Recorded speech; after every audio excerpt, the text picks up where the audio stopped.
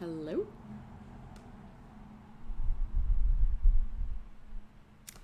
Are we live? Yes? Okay. We're live on YouTube? That's cool. Are we live on Twitch though? No, we're not. Okay, let me see. Let me see what's wrong this time. Also, can you guys hear me? You should be able to hear me. Let's have a look. Okay, cool, awesome. It works. It works. Amazing. Welcome, guys. Welcome, guys. I'm back with another chess stream, chess class, and today it's all going to be about the Italian opening. So, as you might have already noticed, there's a new topic. We're going to be learning about openings, and for my class, we're going to be looking at the Italian opening. And I'm a Italian player myself. I enjoy playing it, and it's just a very fun opening. And we're gonna have a look at some variations, some main lines, and some other special cases. So yeah, I hope you're ready. I am, and let's hop into it. Right? Okay. All right. So yeah, the Italian is actually one of the most popular openings, especially for beginners. It's one of the first openings you learn as a kid, right? It was one of the first openings I learned as a kid at least. But yeah, it's just showing how all the pieces should develop and stuff. But also high-level players play it. So it's definitely a good opening to consider playing, and I highly recommend it. Okay, so white goes e4, that's the first move, and black goes e5. Knight f3, knight f6, knight c6, sorry, protecting the e5 pawn because it's attacked. And now we're not gonna be looking at the real Lopez, which would be bishop b5. No, we're gonna be looking at the Italian bishop to c4. Now black has various ways to answer this move. But we're only going to be looking at two main lines, which is bishop c5 and knight f6. So yeah, we're going to start off with bishop to c5. And yeah, both white and black are just basically developing their pieces. And now white can castle on the next move.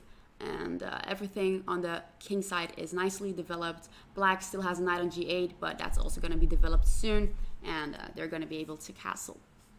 Now, here white goes c3. And what's the idea behind c3? It's, of course, to push d4 on the next move, because you can't push it straight away. Otherwise, black will just take it. And a little downside of this move is that it's basically blocking the knight a bit. So the knight on b1 cannot go to c3 or d2, just in case the e4 pawn will be attacked. And that's what black does.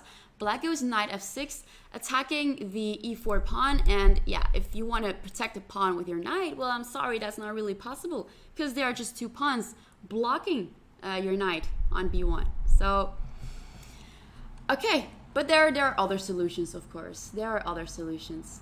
And white goes d4. d4, instead of protecting the e4 pawn, we just counterattack. We attack the bishop on c5, but also the pawn on e5. Instead of d4, nowadays it's more common to play d3. Yeah, it's less aggressive, I would say. You're protecting the e4 pawn as well, and you're just basically slowly but securely going to develop your pieces, such as your knight on d2 and then castle, like slowly developing and then getting a better position, instead of immediately pushing your pawn to d4, basically forcing to trade everything. But that's what we're going to be looking at, because this was for the longest time the main line, and you can still play it though. And so we're going for d4 today after bishop c5, and now black takes, because, well, if the bishop moves, let's say we move our bishop to b6, well, of course we can just take the pawn on e5. It's not protected enough. So yeah, that won't be good if you just move your bishop to b6 or anywhere else. So black takes the pawn on d4, of course, and we should take back. White takes back with the pawn, attacking the bishop on c5, and now the bishop will have to move. Where does the bishop go? Well, the most obvious move is bishop b4, check, right? We go for a check, little tempo.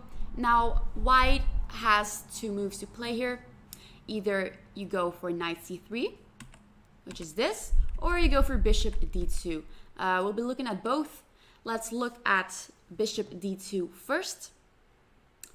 As you've already noticed, right, the pawn on e4 isn't really protected. So why not get use of it? Like, black can just simply take the pawn, right?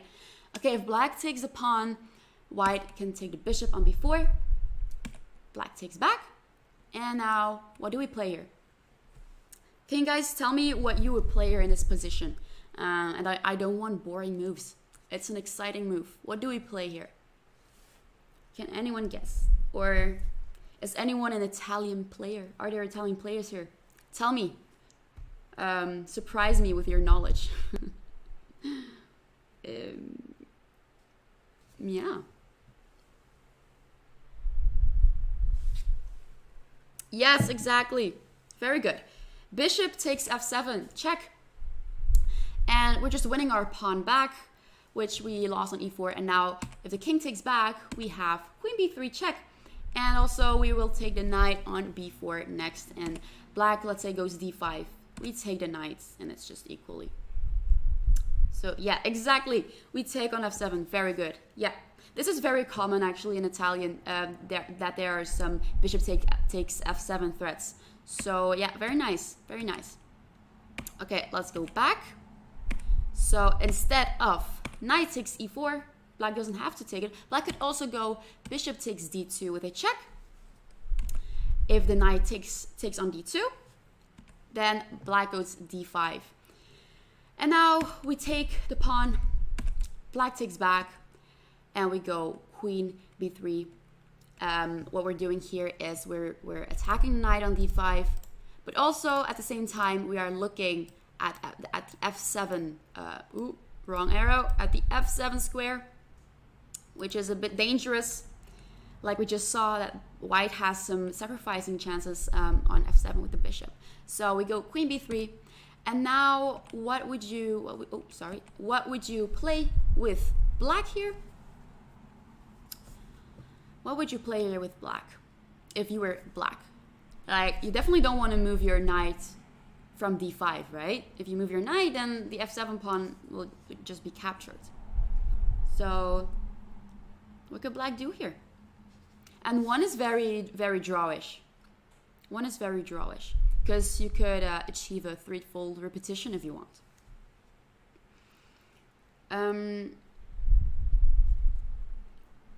Knight to a5. Yes. Knight to a5 is a good move. Exactly. Knight to a5.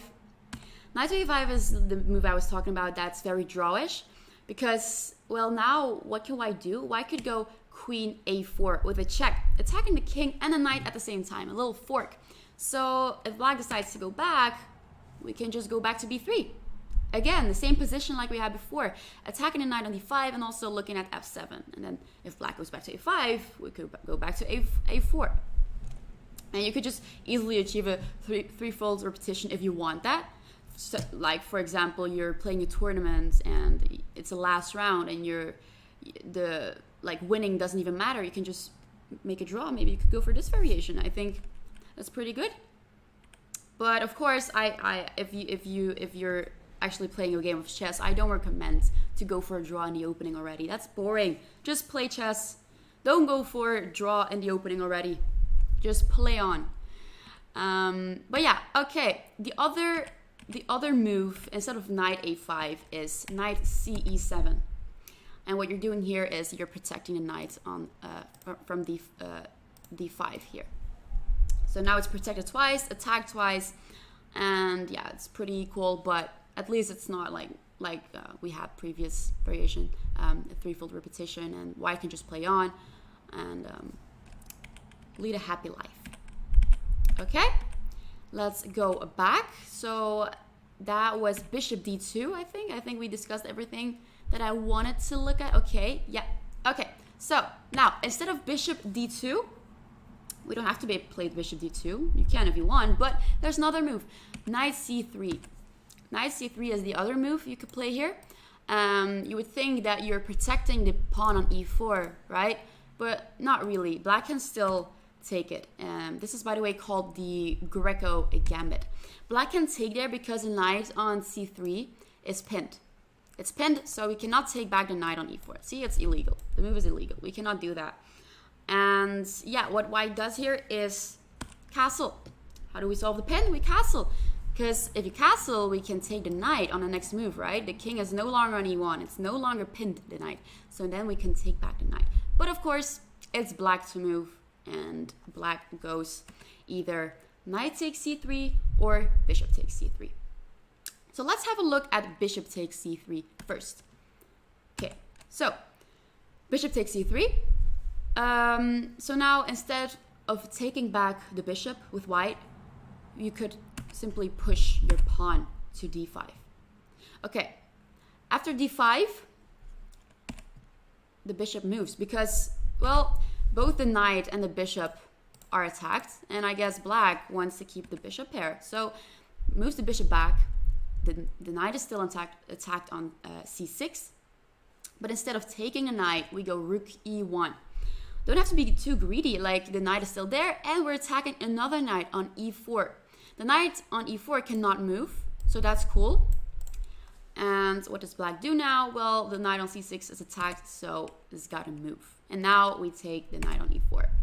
And I mean, it looks very good for white. White has a lot of space, nicely developed pieces. The rook is very strong, very active, I would say. The bishop is developed on c4. The other bishop will be developed soon too. So I would definitely say that white is doing good and having a comfortable position as well. All right, so that was bishop takes c3. And if we take back, of course, if we take back, then black can push d5 himself instead of us pushing d5. So now black gets the opportunity to push d5, attacking the bishop on c4, and also freeing this bishop at the same time. So now this bishop can be developed too. Am I right? Okay. So d5, the bishop on c4 is attacked, so we gotta move it. And I would say, yeah, here black is slightly better. But we do have the bishop pair though. We do have the bishop pair. And the knight on e4 is strong, but I would say, all right. Okay, let's go back. Instead of bishop takes c3, black can also play knight takes c3. And what happens after knight takes c3? We go b takes c3. Now the bishop on b4 is attacked. What does the bishop do? And the bishop goes to c3. But that's not the best move. The best move in this position is actually d5, attacking the bishop on c4. And yeah, that's pretty equal. But taking on c3 is not that good because we have a little tactic, I would say. And we've had it before. So, you know what? For those who just joined, I will let you think, what would you play here with white and why? So black took on c3, which is not the best move, and white can do something here. White can do something here. What do we do? What do we do?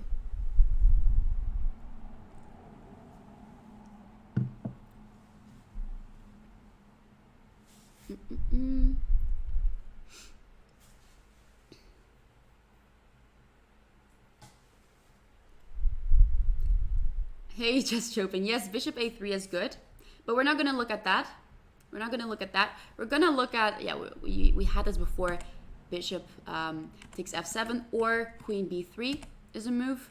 After bishop takes f7, again, if the king takes back, we have queen b3 with a check. And if d5, we take back the bishop on c3, and it's pretty much equal. So we can't continuously have this threat on f7, which is nice. And So yeah, we could also go queen b3, like I said. And now let's say black wants to take as much material as he can, which is not that good. Black goes bishop takes a1, let's say. The best move would be d5, blocking the bishop, because we got to defend the f7 pawn at all costs. So d5 would have been better, but let's say black takes on a1, then of course we can take on f7 with a check. If the king moves, then we have bishop g5. And you're attacking the queen. The queen doesn't have many squares to go. Like, she doesn't have any squares to move to. So the only move here would be knight e7 if you don't want to lose your queen. And now we have a pretty move. We've got our rook to e1. Luckily we castled, and we can attack the knight once more. And it's just winning for white. Black is just not. It's just gonna cry in the corner and pray for when it's over. So yeah. All right, so that was that, I guess. Is there something else? Nope. No, that was that. All right. That was Italian with bishop c5. That was bishop c5. We're going to be looking at knight f6 a little bit later. But first, we're going to hop to another similar Italian, also with bishop c5. Okay, it goes like this. e4, e5, knight f3, knight c6, bishop c4, bishop c5, same as we just had. But now, white goes b4. That's a weird move. Does anyone know how this opening is called? Little chess quiz. How is this opening called? Do you guys know? Crying in the corner sounds like you when you play. Same. How's this called, guys? Does anyone know?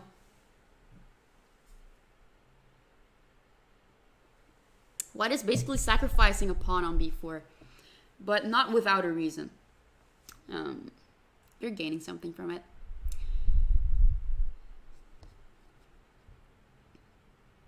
Evans Gambit. Yes, very good. Very good. Evans Gambit, this is called. This is called the Evans Gamut. So now, if black takes, let's say we take with the bishop on b4, white goes c3. And the bishop, we basically lured the bishop away from the a7 g1 diagonal. If I can highlight it, yeah, this one. The bishop went on c5 first, but now it's not. And we go c3 with a tempo. The bishop goes to either a5 or e7. Bishop c5 would not be a good move because white can simply push the pawn to d4, and then the black bishop will lose a tempo. And white has a very strong center, so don't recommend bishop c5, but you could play bishop e7, bishop a5. Let's have a look at bishop e7. There's also a possibility. Evans Gamut, very good. So d4, white plays, because white played c3 with, of course, the idea to play d4, and now we're pushing it, and black goes knight a5, attacking the bishop on c4. White goes knight takes e5, and I already highlighted it. The pawn on f7 is attacked twice by the knight and also the bishop, and also it's protecting the bishop at the same time. So that's what it does. And if black takes, we just take back, and black can go d5 again. Same idea, pushing d5 and getting this bishop out as well, but also not giving white total control of the center. So that's bishop e7. This is a possible continuation of the Evans Gamut for black, at least. But black could also, instead of go bishop e7, could go bishop a5. Bishop a5. Yeah. Now, again, we go d4. That's always the idea. After c3, we go d4. And now, after e takes d4, if black goes d6, protecting the e5 pawn, then we could go... Where do we go? Does anyone have a suggestion? What could we do with white now? What could we do? Or what would you play? with white. It's not a tactic or anything, but just tell me a good move.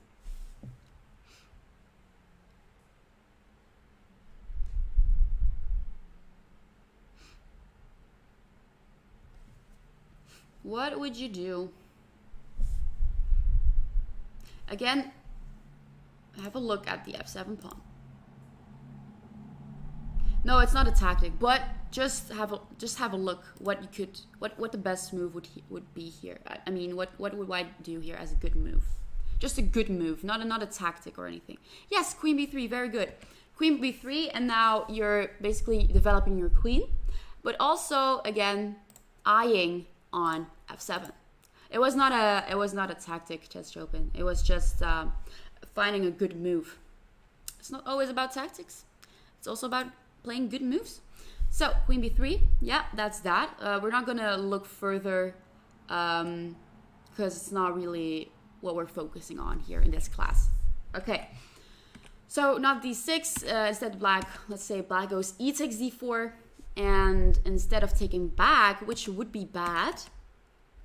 Now me again with the annoying questions. What would you do here with black? Taking on d4 is not a good move.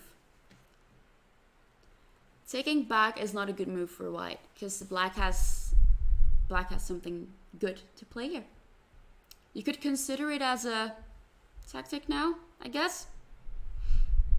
But yeah, black has one good move here. So we don't take back on d4 with white.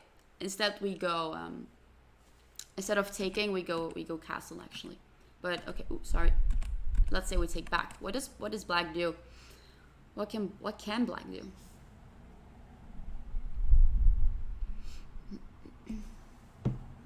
Castle? Oh, but black cannot castle yet because there's a knight on g8. So if the knight weren't there, then black could castle, but not now. Yeah, it's queen f6. Exactly, queen f6, and the queen, you're getting queen out, but also attacking this guy. Also, notice that this pawn is pinned. So after black takes on d4, if black takes and we take back, the queen can just take back and the pawn cannot take back. Does that make sense? So that's what black is basically doing here. Okay, so knight takes d4 is not that good. Instead we go castle. Yeah, I mean for white. Yeah, the best move for white is castle. Indeed, very good. Very good. So now black goes knight ge7, but let's say black is a little bit black takes on c3. What could we do again? What can we do now? It's basically the same idea like earlier on. Black takes on c3. We can just win a pawn back. I mean, now of course we cannot take it because the bishop will take it back. So, oh, okay. So what do we do here? We're gonna win this pawn back. We're gonna win this pawn back.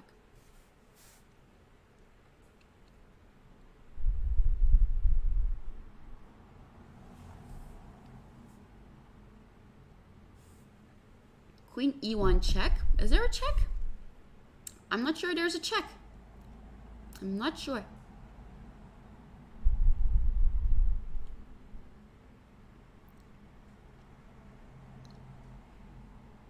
Okay, I see.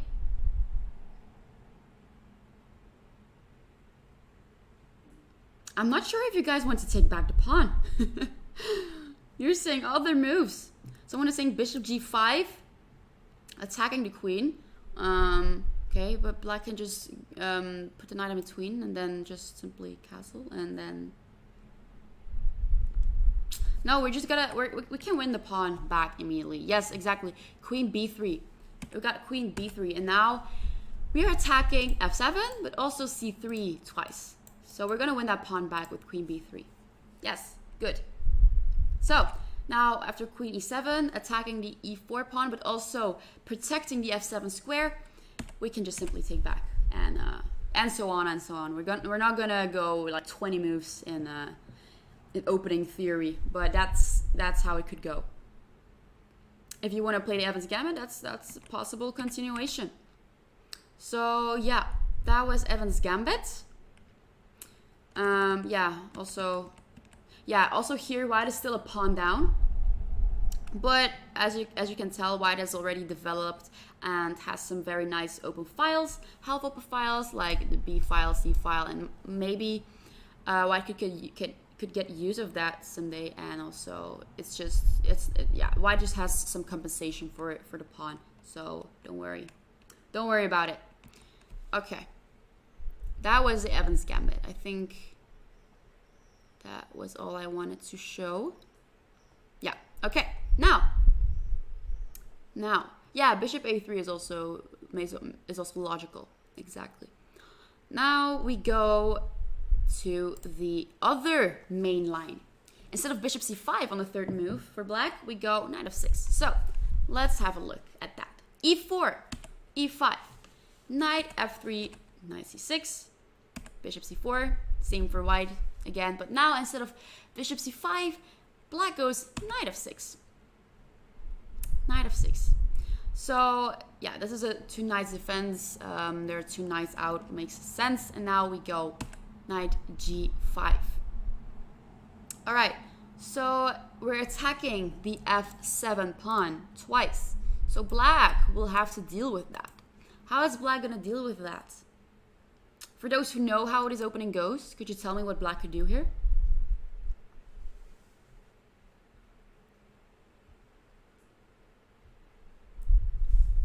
How do we protect this f7 pawn? Because I don't see it. I don't see it. Okay, I do, but what would you? Yeah, okay, d5. Very good. Yeah, that's the main line here, d5. And now after white takes, the main line here is knight a5. But we're not gonna look at that. Okay, we're gonna look at this for very briefly, but we're actually gonna look at the fried liver attack. So let me show you how the main line actually goes. So knight f5, attacking, getting out of the way of the threat of the d5 pawn, but also attacking the bishop on c4. So now white goes to bishop b5 check, and black puts the pawn in between. We take, b takes, and now white has various moves to continue to play here. Actually, white could go bishop d3, white could go bishop to e2, queen f3 even. But let's say we go bishop d3, and let's say knight d5, attacking the knight on g5. The knight has to retreat, get out of here, and then bishop d6, protecting the e5 pawn, and we just castle. So that's how the main line could go. But we're not going to look at knight a5. We're going to look at something else. We're going to look at a worse move. Not a good move. Knight takes d5. Because actually that makes sense, right? Because white takes the pawn. Your natural instinct would say take back. Right? We take back with the knight. And also, we are attacking the knight on g5 at the same time. So, that makes sense. This is actually not a good move. So let's have a look what's wrong with it. Okay. Oh, sorry. I actually wanted to ask you that. I pressed too quickly. Anyway, too late. We go knight takes f7! Exclamation mark. Knight takes f7. What is the point of that? We are just sacrificing our knight. What happens after king takes? Is there anything white can do? Yes. White goes queen f3 with a check. Yes. Very good. You know this, guys. Okay. So you know the fried liver attack. That is awesome. That is awesome. We put the queen on f3. Exactly. Now, black basically here has only one move that, one, gets out of the way of the check, and two, protects the knight on d5. So what move does black play? What move is king g8 now? Ooh, king g8. I don't think that is a good move at all. After king g8, the king doesn't have many squares to go, as you can see. And I think it's almost going to be mate, right? So you go bishop or queen. Yeah, bishop takes e5, check. Now, basically, if queen takes, we take back, bishop e6. Oh, queen takes back, sorry. Bishop takes, and it's just mate. That's a really nice pattern. I'm not gonna lie. It's a really nice pattern, but not King G8. That will just lead to instant loss. We do not go King G8. We go somewhere else. But thanks for the suggestion. But yeah, also what's remarkable here, black is up a piece, of course, because white sacrificed the knight on f7. So white is down a piece. But, of course, in return, the king is very unsafe. And the move is indeed king e6. King to e6, getting out of the check, but also protecting the d5 knight at the same time. But as you can see, yeah, the king is just not really happy there. Preferably, he would just be behind his pawns. You know, that'd be the best scenario. But unfortunately, that's not the case. That's not the case here. The king goes to e6. Very vulnerable, but at least black is up a piece, right? Okay, we'll see how it goes. We'll see how it goes. So, knight c3 white plays, putting more pressure on the d5 knight. The knight cannot move anywhere, of course, because it's pinned. And white is attacking it 3 times, as you can see. So what does black do? What move would you play here with black? Me again with the annoying questions. What would you play here with black? How do we defend that knight? Or do we just give up? Do we just give up on life? The black king is very centralized for the endgame. That is true. That is true. But unfortunately, it's not endgame yet. It's not endgame yet. It's opening. That's very bad to have your king on e6 already. What do we play here, guys?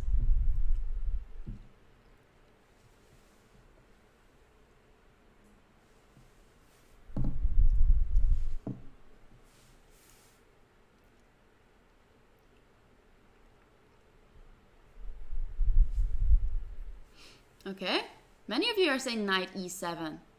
Knight to e7. Okay, let's have a look at that. That's not the move I wanted to hear, wanted to read. But after knight e7, we have a very typical move here. We go d4, and we basically want to blow up the center. We want to expose the king as much as we can, right? Because the king now is very, very vulnerable.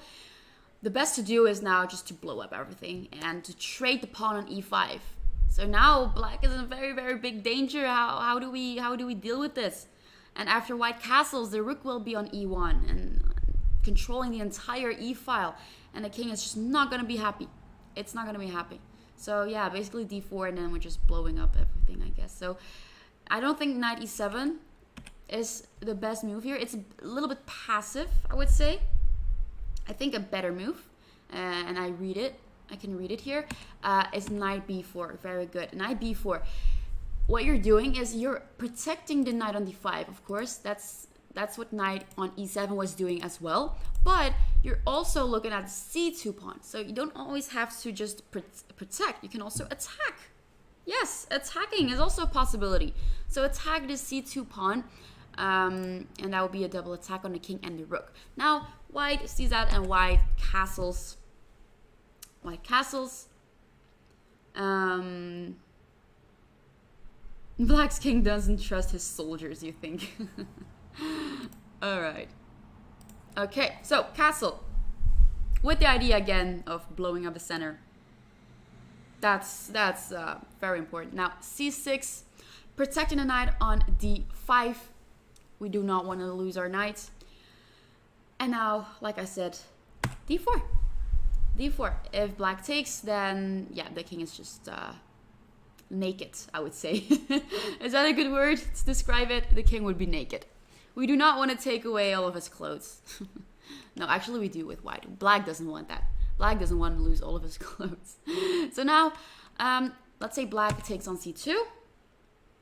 Oh my god, he's attacking the rook on a1. What do? Do we move our rook to b1? No, we do not move our rook. We're going to attack. What move would you play here with white?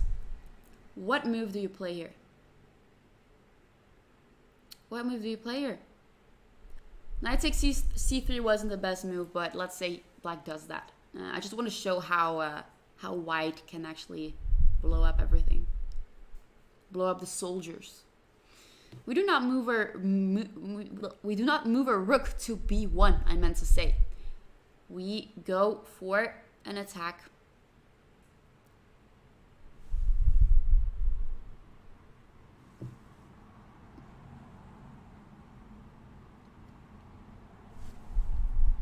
Let's see.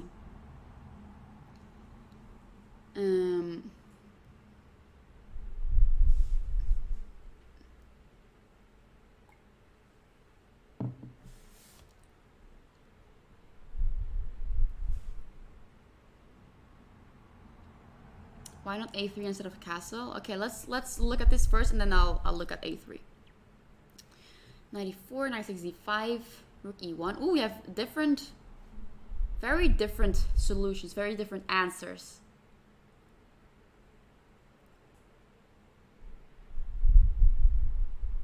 Ah, okay. Yeah, you meant here. Ah, here a3. Yes, indeed. Knight takes c2 is a check.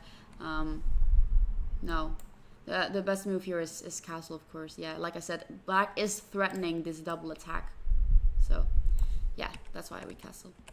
Okay. Okay, what does white do? So, you guys were saying knight to e4. Let's play knight to e4. Like I said, you want to blow up the center. You want a naked king. You want a naked king. So knight to e4.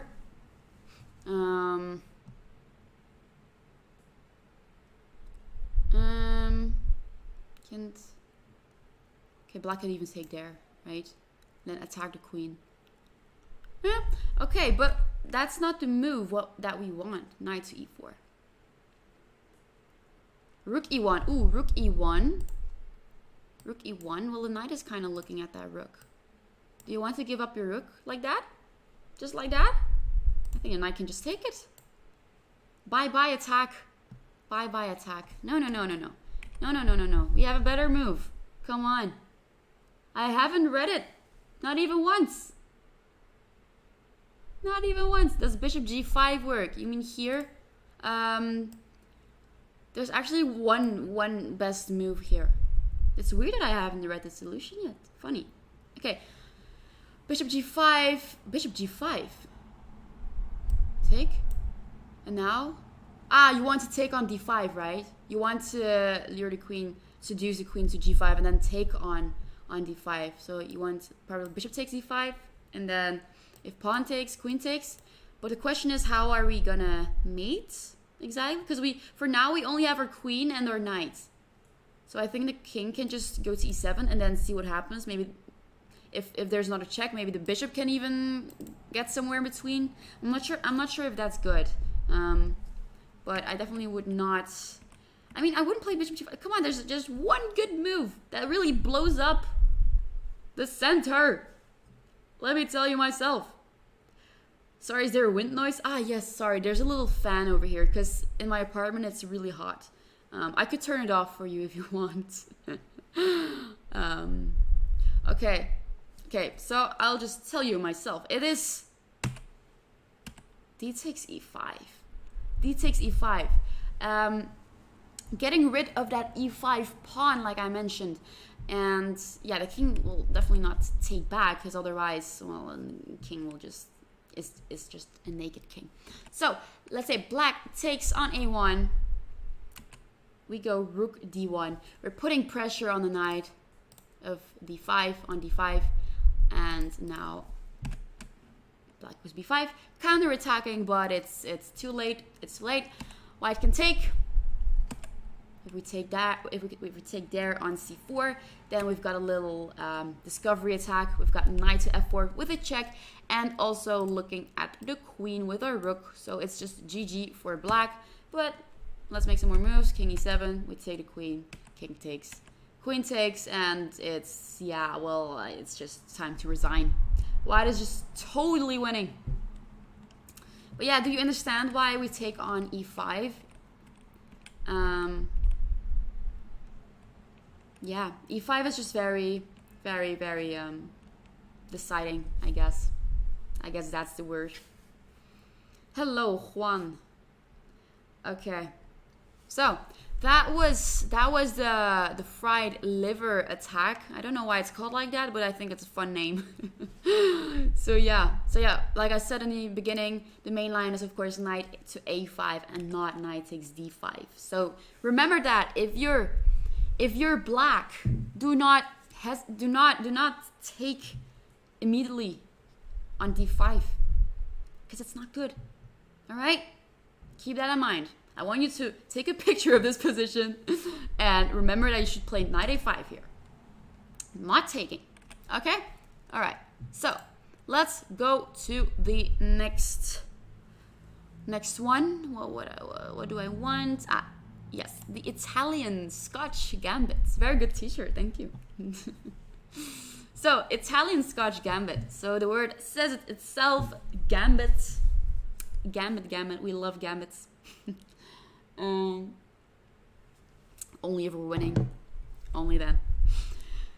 Okay, so it goes like this. e4, e5, knight f3, knight c6, and d4. We don't go bishop c4 immediately, but we will still do that. Don't worry. After d4, if black takes, now we go bishop c4. So we kind of sacrificed our pawn on d4. And now black goes knight f6, or he could go bishop c5. That's the other alternative. So let's have a look at let's have a look at knight f6 first, and then we'll have a look at bishop c5. Okay, so knight f6 attacking the pawn on e4, and white goes e5, attacking a knight. The knight will most likely have to move, because otherwise we're gonna take it, right? So, knight, oh no, the knight doesn't, sorry, I was messing up with something else. I meant d5, sorry, my mistake. The knight is moving a little bit later on. I'm a little tired, okay? Don't mind me. d5, the bishop has to move now, and he goes to b5, but a bad move here would be e takes d6, or e takes f6 would also be bad, and I'll tell you why. If e takes d6, then you're basically helping out black, developing the bishop. So now black can just take back with the bishop, and yeah, he can just simply castle on the next move. That's not very good for white to do. Also, taking on f6 isn't that good, because then black can just take back on c4, and as you can see, the pawns are pretty good, and it's just better for black. And also the white pieces haven't really developed yet. It's not really looking good. But yeah, all right. So those are two moves we do not play with white. We do not take en passant on d6, and we do not take the knight. And instead, we go bishop to b5, moving away our bishop, and also pinning a little bit the knight on c6, and still attacking the knight of f6. Now we go knight e4. This is really complicated. Oh, if there's something you don't understand, you could just tell me, and we could go back, and I'll try to explain again. But basically what white did in the opening is sacrifice the pawn on d4. That's why there's a double pawn on d5 and on d4. And you're a grandmaster and you also don't know why you're here. You don't have to be here. Okay, knight to e4, moving away from the threat, of course. And now we go knight takes d4. We take back the pawn, of course, because, well, black cannot take back, because the knight is pinned, like I mentioned. The knight is pinned. So we just simply take back, and black was bishop d7.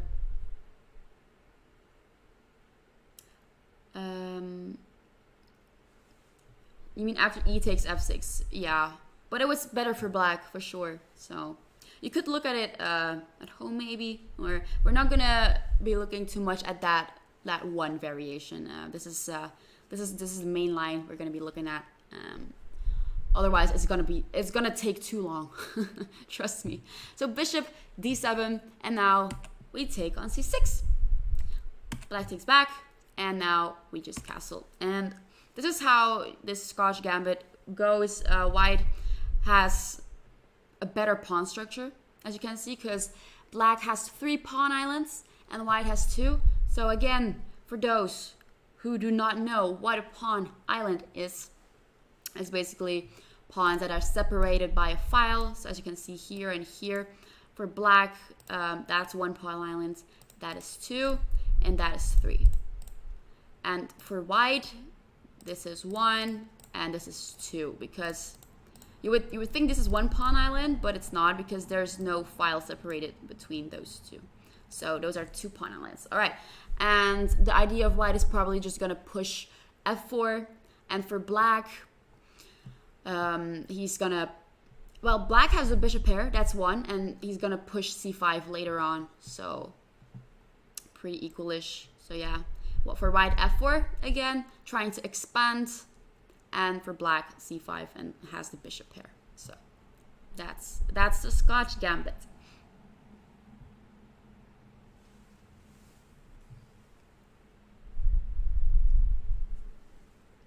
How do you prevent double pawn island? Well, if you have to take back with your pawn, then you have to. It's not always a bad thing. It's not always a bad thing to have double pawns. It depends on your position, but yeah, okay. Okay, that was Italian Scotch Gambit, and now we have 2 more. We have a fun one. I'm not sure if this is very educational, but I could just show you for fun, right? We've already covered the most important lines. Those are on move 3 for black, knight f6, and bishop c5. I hope that was clear for you. But if not, you can always rewatch this class, right? So now we're gonna be looking at a fun little gambit. It's called the Jerome Gambit. I don't know if you guys have heard of that, the Jerome Gambit, but yeah, it's a special one.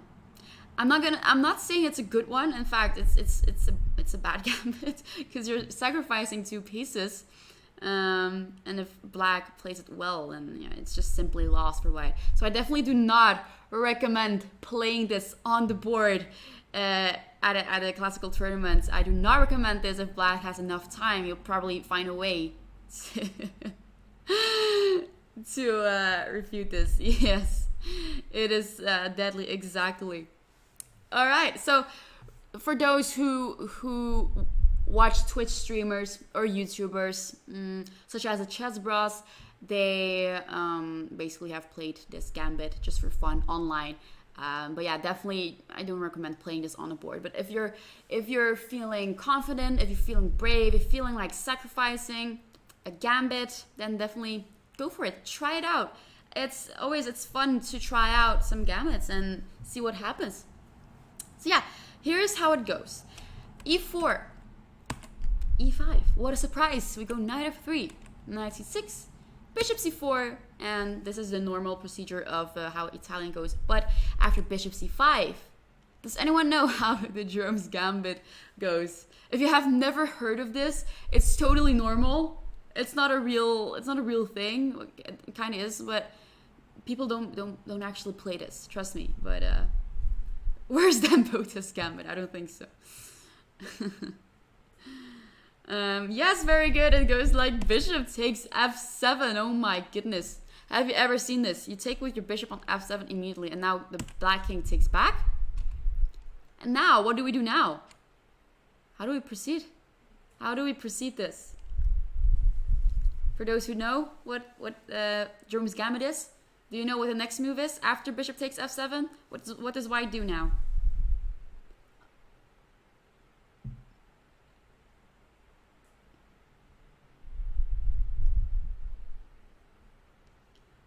What does white do?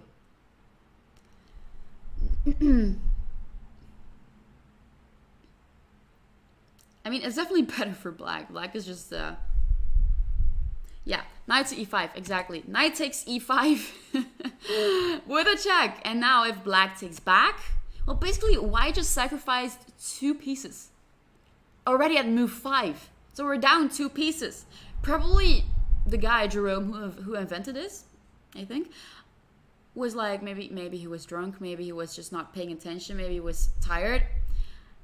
And then all of a sudden he realized, oh no, I'm down 2 pieces. Now I gotta do something. What do I do? Now, all in. Attack. So now we go. Queen H5. Check. Oh my god. Getting all of your pieces. Only your queen for now, but let's see how it goes. Let's see how it goes. So we go Queen H5 check. And now let's say black goes G6. I'm not gonna incorporate all of the possible moves for black, because like I said, it's not a good gambit. It's not for white, at least. It's not really what people play. No grandmaster plays this unless you're playing online and you're playing some bullet. But after G6, we take the knight, and we're basically attacking the bishop on C5, and also kind of attacking the rook. And now black goes Queen E7, protecting the bishop and trying to trade off the queens, because for black, of course, black is happy. Black wants to trade off the pieces because now he's up a piece, and that's good. So after, if queen takes on H8, oops, then that's not really good, because black can just simply take on E4 with a check, and white is just simply lost here. If he goes King F1, then there's Queen H4, threatening mate, and it's just not, white is just not gonna be whistling out of the tournament hole or whatever. So that's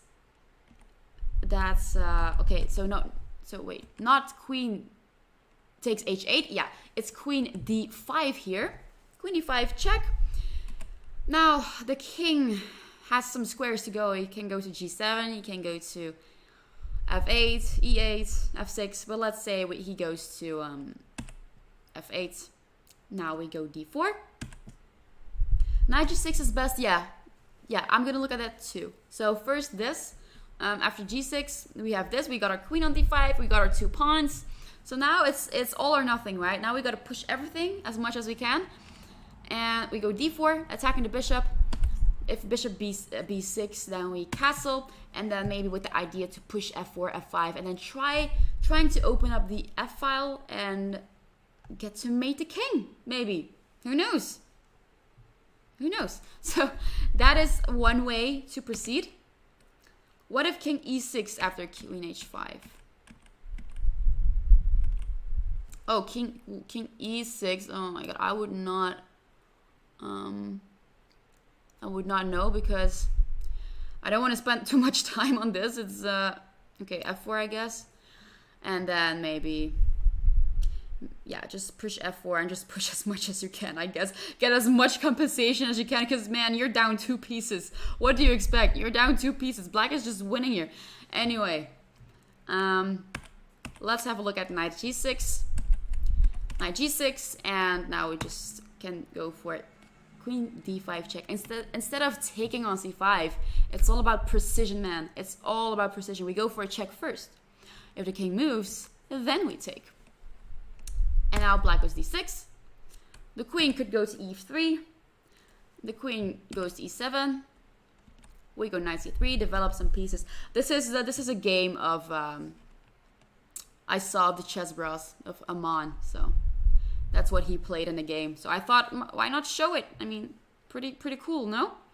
So yeah, Aman Hamilton. So it's knight C3, C6, preventing the knight to go to D5, and now D4, pushing some pawns. Push him, baby. And now knight F6. We castle. Idea to push F4. White could also have pushed F4 immediately, I guess. Castle is also fine. And then king F7. And yeah, you're gonna push your F pawn and then try to get as much compensation as you can. That's that. That is a Jerome Gambit. So what you should remember, well, basically nothing. Do not play it. I do not recommend it. But I do recommend playing it if you're feeling aggressive, if you're feeling like sacrificing, and get some aggression on the board. Not on the board, online. Play it online, please. Please do it. Or maybe play it with your friends. So now that is a gambit. Yep. I even couldn't believe that was a gambit when I first saw it. But hey, here we are. Here we are. Played in hyperbole. Yeah, in hyperbole that would be really cool. I think that the chances that you win are pretty high. Okay, now last but not least, we're gonna look at one game between two players. So between two German players, Benjamin Douth and Jan Christian Schröder, and 2300 versus 2500. So we're gonna look at the game, and it is based on what we saw today, with the Italian, with the main line, not the Jerome Gambit. No, we're not. Let's forget what we just saw. It's just for online practice, for sacrificing or feeling brave, not on the board. Please do not. I repeat. So this game went like this: e4, e5. Okay, bishop c4. It's a little bit. It's another move order, but it's fine. It's still gonna be.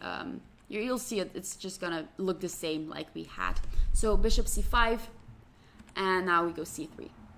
Again, with the idea to go either d3, which is mostly played nowadays, and d4, or d4, I mean. Now, knight f6, and white goes d4, which we saw earlier.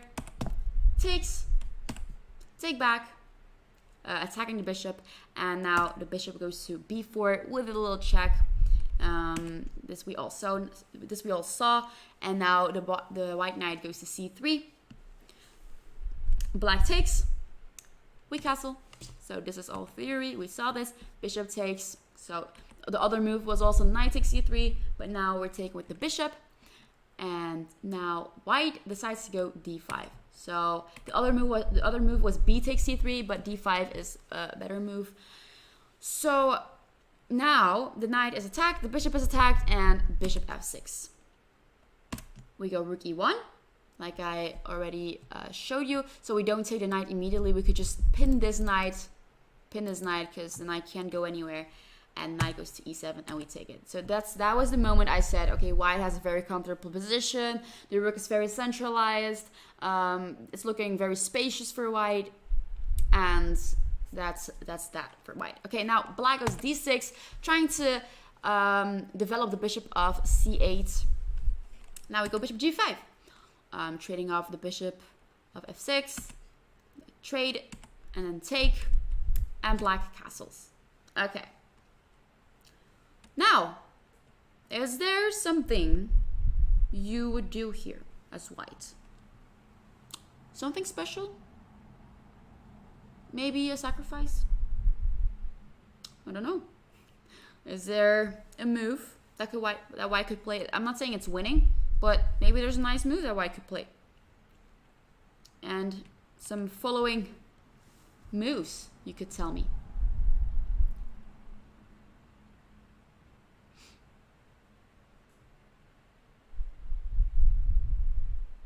Queen to h5. That's the second next move. Yes, knight takes h7. Woo! Yay! We're feeling like Jerome today. We want to sacrifice our knights. Not two pieces though, just one. The king takes back, of course. And now queen h5 check. Exactly. Check, and then king g8, and we go rook h4. Threatening checkmate on h7 or h8. So black has got to do something about it. f5. That's how it went. And now white went queen h7 check. The king only has one move to go. Mate is inevitable. It is. So black went to f5. Now he goes to f7. So the king is already a little bit in danger. And what does white do? White has a very, very nice move here. I don't think you're going to see it, but I'm just going to show it to you now. Rook h6. What is rook h6 doing? Well, first of all, the black pawn cannot take back the rook because it's pinned. But also, the rook is controlling the sixth rank, just in case. If the knight weren't there, then there would be a check on g6 and stuff, and it's looking very nice for white. And the king can't really move, otherwise the g7 pawn hangs as well, right? So now, here actually the computer says it's pretty equal, but black messed up here, big time. Black messed up. What did black do? Well, he went rook e8 and immediately is it's totally winning for white. So now, what would you do here with white? So black blundered, big time. There's one move for white that's totally crushing black. All the other moves are better for black. One move is winning.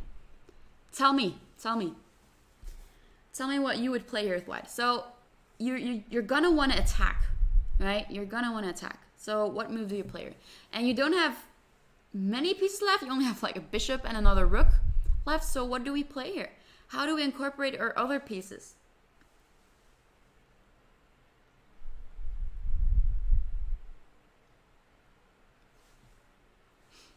What do we play? I was really impressed by this move. I mean, Rook H6 was even a very nice move. And now the next move is very impressive. Rook E1, okay, well, not really, but okay, let's see what happens after Rook E1. That's not the move. There's only one move, and it's not Rook E1. After Rook E1, I think, okay, let's see what black could do.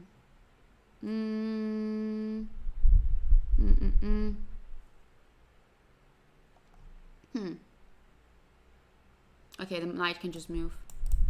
Okay, the knight goes to G8.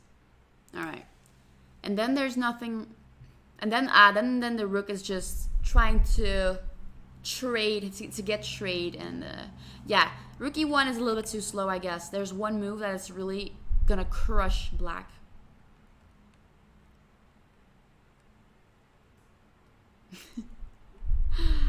Bishop D3 is close. It's very close. It's indeed the bishop, not the rook, guys. It's not the rook. It's not the rook. It's bishop to E2 with the idea to go to H5. Can you see it? Bishop to E2. Very nice move. Very, very nice little move. So now black goes knight G8, attacking the rook on H6. Now what does white do? One move and then black resigned. So there's one good move for white and then black immediately resigned. Because it's just gonna be game over. Game over after the last move of white. Tell me, what is the move?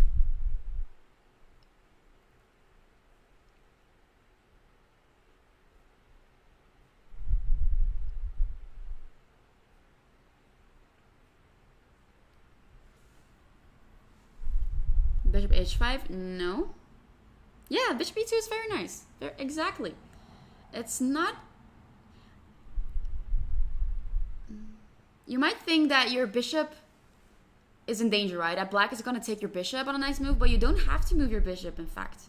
You don't have to move your bishop. Instead, you could do something else. Bishop H5. I see Bishop H5 a lot. But after Bishop H5, the king can just go to F8. F8. And then, how do we mate exactly? How do we mate? How do we mate? Also, I think, wait, I saw earlier. Here the threat is actually, yeah, knight G8 is actually kind of forced. Because I saw a little, I'm not sure if it's good, but Bishop H5. And if, let's say, King F8, then Rook F6 check. If G takes, then Queen F7 mate. So, okay, I'm not sure. But it's not a bishop move. Queen G6, Queen G6, Queen G6. No, it's not Queen G6. It's not, it's Rook G6. Guys, it's Rook G6. Threatening mate in one. Rook G6. If you play Queen G6, let's have a look at this together. Queen G6, the king goes to F8. No? Yeah, king goes to F8. And then I don't see a mate for white. So it's not very clear. So, but after Rook G6, you're really threatening mate in one, and black doesn't really have any moves to protect it unless he plays Queen F6. Okay, you're protecting the pawn, but then yeah, well, you're losing your queen. But you could also play Bishop H5 here. Bishop H5 here. And then you're still threatening everything. So Rook G6 is the move instead of Queen G6 or instead of Bishop H5. So it's really about precision here. If you play one bad move, see, the computer says here it's plus 10 for white. And all the other moves are better for black. So if you mess up one move, it's just over. Yeah, very nice game. So this really showed how good it can be for white. So yeah, so earlier it was pretty equal. I already said that I like this position for white because it's very spacious, but then all of a sudden it just collapsed for black after Rook E8, and that was the blunder that black made. Instead, he should have played Rook G8 and also protecting the G7 square, and then maybe if the G7 pawn is in danger, then the queen could also get closer to F8 or something.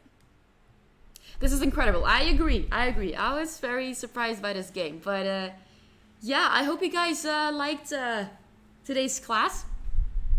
And yeah, that's the end of the class. So yeah, that's the end of the class. I'll be back next week. And yeah, I hope you learned something. I hope you learned something from today. Great lesson. Thank you, Alicia. See you later.